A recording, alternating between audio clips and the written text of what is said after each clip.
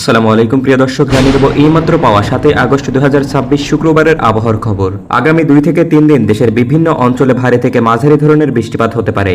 এদিকে আগস্টের 9 তারিখের পর থেকে বৃষ্টিপাতের প্রবণতা ধীরে ধীরে কমে আসবে। অন্যদিকে উজানের ভারী বৃষ্টি ও পাহাড়ি ঢলের প্রভাবে দেশের 3 বিভাগে স্বল্পমেয়াদী বন্যার সংখ্যা দেখা দিয়েছে। তো প্রিয় দর্শক, শুক্রবারে দেশের কোন কোন জেলায় ঝড় বৃষ্টি ও বন্যার সম্ভাবনা রয়েছে তা জানিয়ে দেবো এই ভিডিওটিতে। তার আগে আপনি কোন জেলা থেকে আবহাওয়ার খবরটি দেখছেন তা কমেন্ট করে জানিয়ে দিন। আর নির্ভুল সঠিক আবহাওয়ার আপডেট খবর পেতে ভিডিওতে একটি লাইক দিয়ে পেজটি ফলো করে রাখুন।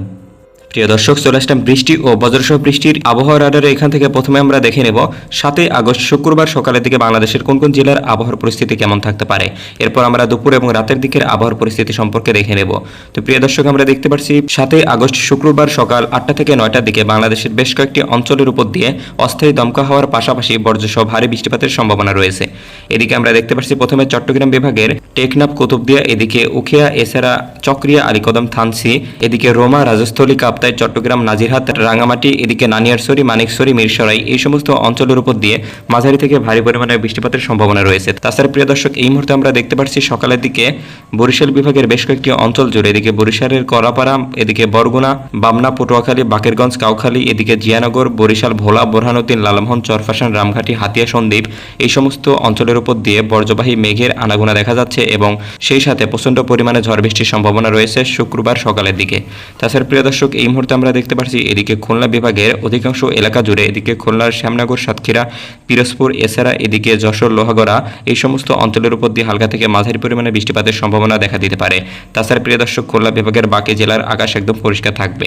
তো প্রিয় দর্শক, এই মুহূর্তে এছাড়া দেখা যাচ্ছে রাজধানী ঢাকা সহ উত্তরাঞ্চলের রংপুর, রাজশাহী বিভাগের আকাশটাও খানিকটা পরিষ্কার দেখা যাচ্ছে এই মুহূর্তে। প্রিয় দর্শক, এছাড়া এদিকে আমরা দেখতে পাচ্ছি সিলেট বিভাগের প্রায় প্রতিটি জেলার আকাশই একদম পরিষ্কার থাকবে। সকালের দিকে কোথাও তেমন ঝড় বৃষ্টির সম্ভাবনা নেই। এদিকে আমরা দেখতে পাচ্ছি ময়মনসিংহ বিভাগের কেন্দুয়া, এদিকে নেত্রকোনা, জামালপুর, নাকলা, হালুয়াঘাট, ঝিনাইঘাটি, এই সমস্ত অঞ্চলের উপর দিয়ে হালকা থেকে মাঝারি পরিমাণে ছিটেফোঁটা বৃষ্টিপাতের সম্ভাবনা রয়েছে। তো প্রিয় দর্শক, এবার আমরা দেখে নেব শুক্রবার দুপুরের দিকের আবহাওয়ার পরিস্থিতি সম্পর্কে। প্রিয় দর্শক, আমরা দেখতে পাচ্ছি দুপুর 1টা থেকে 2টা নাগাদ বাংলাদেশের উপর ধেয়ে আসবে বজ্রসহ হালকা থেকে মাঝারি পরিমাণে বৃষ্টিপাত। এদিকে আমরা দেখতে পাচ্ছি নতুন করে কুমিল্লা, ফেনী, লক্ষ্মীপুর, চাঁদপুর, চৌমুখানী, এদিকে ঢাকা, আগারতলা, কাপাসিয়া, টাঙ্গাইল, গাজীপুর, এছাড়া এদিকে খাগড়াছড়ি, রাঙ্গামাটি, আমারপুর, এদিকে শ্রীমঙ্গল, কিশোরগঞ্জ, শাল্লা, সুনামগঞ্জ, ময়মনসিংহ, শ্রীপুর, এদিকে তারাকান্দি, নওগাঁ, বগুড়া, এছাড়া এদিকে ঝিনাইদহ, যশোর, লোহাগড়া, এদিকে সাতক্ষীরা, শ্যামনগর, খুলনা, ফুলতলা, গোপালগঞ্জ, কাশিয়ানী, এদিকে নড়াইল, মাদারীপুর, এই সমস্ত অঞ্চলের উপর দিয়ে মাঝারি থেকে ভারী পরিমাণে বৃষ্টিপাতের সম্ভাবনা রয়েছে শুক্রবার দুপুরের দিকে। তাছাড়া প্রিয় দর্শক, এদিকে আমরা দেখতে পাচ্ছি রংপুর বিভাগের আকাশটা সকালের ন্যায় একদম পরিষ্কার থাকবে।